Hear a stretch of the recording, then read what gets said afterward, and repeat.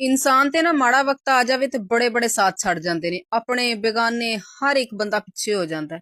ਇਵੇਂ ਨਾ ਤੁਹਾਨੂੰ ਇੱਕ ਗੱਲ ਸੁਣਾਨੀ ਆ, ਦੋ ਭਰਾ ਸੀ, ਸਕੇ ਭਰਾ ਸੀ, ਤੇ ਇੱਕ ਵਾਵਾ ਅਮੀਰ ਸੀ ਤੇ ਇੱਕ ਵਿਚਾਰਾ ਗਰੀਬ ਸੀ। ਜਿੰਨਾ ਹੀ ਉਹ ਅਮੀਰ ਸੀ ਓਨਾ ਹੀ ਉਹ ਗਰੀਬ ਸੀ ਨਾ। ਉਹਨੂੰ ਬੜੀਆਂ ਗੱਲਾਂ ਕਰਨੀਆਂ, ਤੂੰ ਕੁਛ ਨਹੀਂ ਕਰ ਸਕਦਾ, ਤੂੰ ਜ਼ਿੰਦਗੀ 'ਚ ਕੁਛ ਨਹੀਂ ਬਣ ਸਕਦਾ, ਐਵਰੀ ਟਾਈਮ ਉਹਨੂੰ ਤਾਨੇ ਮਾਰਨੇ।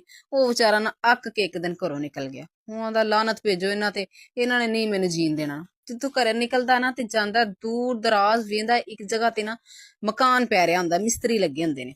ਉਹ ਖੜੋ ਕੇ ਵੇਖਣ ਲੱਗ ਪੈਂਦਾ। ਉਹ ਮਿਸਤਰੀ ਇਧਰੋਂ ਕੰਧ ਕਰਕੇ ਜਾਂਦੇ ਨੇ ਤੇ ਦੂਸਰੇ ਪਾਸੇ ਜਦੋਂ ਕੰਧ ਕਰਦੇ ਨੇ ਤੇ ਕੰਧ ਡਿੱਗ ਪੈਂਦੀ ਹੈ। ਜਦੋਂ ਉਧਰਲੀ ਕਰਕੇ ਇੱਧਰ ਆਂਦੇ, ਇੱਧਰਲੀ ਡਿੱਗ ਪੈਂਦੀ। ਉਹਨੂੰ ਖੜਾ ਵੇਖ ਰਿਹਾ ਨਾ, ਉਧਰੋਂ ਨਾ ਆ ਜਾਂਦਾ ਮਾਲਕ। ਮਾਲਕ ਕਹਿੰਦਾ, ਹਾਂ ਵੀ ਤੂੰ ਕੌਣ ਹੈ, ਇੱਥੇ ਕਿਉਂ ਖੜਾ ਹੈ? ਉਹ ਆਂਦਾ, ਜੀ ਮੈਂ ਤਾਂ ਜੋ ਵੀ ਆ, ਤੇ ਪਰ ਮੈਂ ਵੇਖ ਹੀ ਰਿਹਾ ਕਿ ਹੋ ਕੀ ਰਿਹਾ। ਤੇ ਉਹ ਮਾਲਕ ਉਹਨੂੰ ਕਹਿੰਦਾ ਕਿ ਤੂੰ ਕਿੱਥੇ ਚੱਲਣਾ? ਉਹ ਆਂਦਾ, ਜੀ ਬਸ ਮੈਂ ਨਾ ਕਿਸਮਤ ਅਜ਼ਮਾਨ ਨਿਕਲਿਆ ਕਿ ਮੇਰੀ ਕਿਸਮਤ ਕੀ ਏ। ਇੰਜ ਕਰਕੇ ਮੈਂ ਬਹੁਤ ਪਰੇਸ਼ਾਨ ਆ ਤੇ ਮੈਂ ਨਾ ਇਸ ਦੁਨੀਆ ਤੋਂ ਅੱਕ ਗਿਆ ਤੇ ਹੁਣ ਮੈਂ ਬਸ ਨਾ ਕਿਸਮਤ ਅਜ਼ਮਾਉਂਦਾ ਫਿਰਦਾ।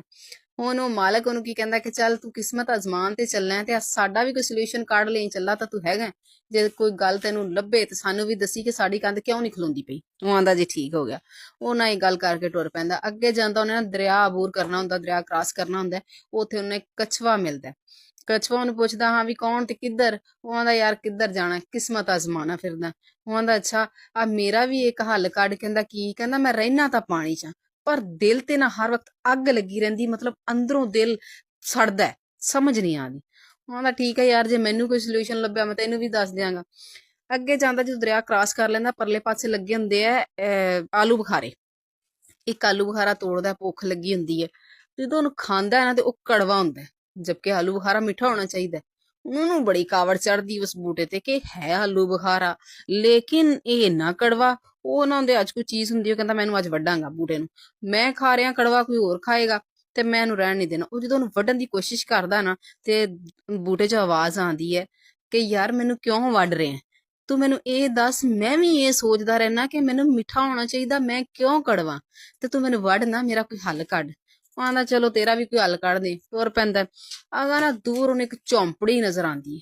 ਉਸ ਝੌਂਪੜੀ ਦੇ ਵਿੱਚ ਇੱਕ ਬੰਦਾ ਰਹਿੰਦਾ ਜਿਹੜਾ ਸਾਲ 'ਚ 6 ਮਹੀਨੇ ਸੌਂਦਾ ਹੈ ਤੇ 6 ਮਹੀਨੇ ਜਾਗਦਾ ਹੈ। ਹੁਣ ਉਹਦਾ ਉਹ ਦਿਨ ਚੱਲਦੇ ਪਏ ਸੀ ਜਦੋਂ ਸੁੱਤਾ ਹੁੰਦਾ ਹੈ। ਹੁਣ ਇਹ ਝੌਂਪੜੀ 'ਚ ਜਾਂਦਾ, ਜਦੋਂ ਜਾਂਦਾ ਤਾਂ ਉਹਦੀ ਅੱਖ ਖੁੱਲ ਜਾਂਦੀ। ਜ਼ਾਹਰੀ ਗੱਲ, ਇਹਦੇ ਪੈਰਾਂ ਦੀ ਆਹਟ ਜਾਂ ਇੱਕ ਇਨਸਾਨ ਕੋਲ ਜਾ ਕੇ ਬਹਿੰਦਾ ਤੇ ਪਤਾ ਲੱਗ ਜਾਂਦਾ।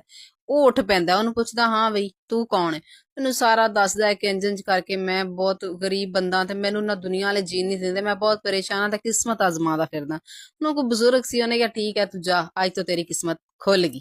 ਉਹ ਆਂਦਾ, ਠੀਕ ਹੋ ਗਿਆ। ਉਹ ਆਂਦਾ, ਯਾਰ ਇੱਕ ਹੋਰ ਮਸਲਾ ਹੈ ਕਿ ਮੈਨੂੰ ਨਾ ਐਵੇਂ ਕਰਕੇ ਇੱਕ ਬੂਟਾ ਜਿਹੜਾ ਹੈਗਾ ਉਹ ਉਹਦੇ ਤੇ ਕੜਵਾ ਫਲ ਲੱਗਦਾ ਹੈ। ਇੱਕ ਬੰਦਾ ਹੈ ਉਹ ਦੀਵਾਰ ਮਤਲਬ ਕਰਦਾ ਤੇ ਗਿਰ ਜਾਂਦੀ ਹੈ, ਤੇ ਇੱਕ ਕਛੂਆ ਹੈ ਉਹ ਕਹਿੰਦਾ ਕਿ ਮੈਂ ਪਾਣੀ 'ਚ ਰਹਿ ਕੇ ਵੀ ਮਤਲਬ ਅੰਦਰੋਂ ਸੜਦਾ।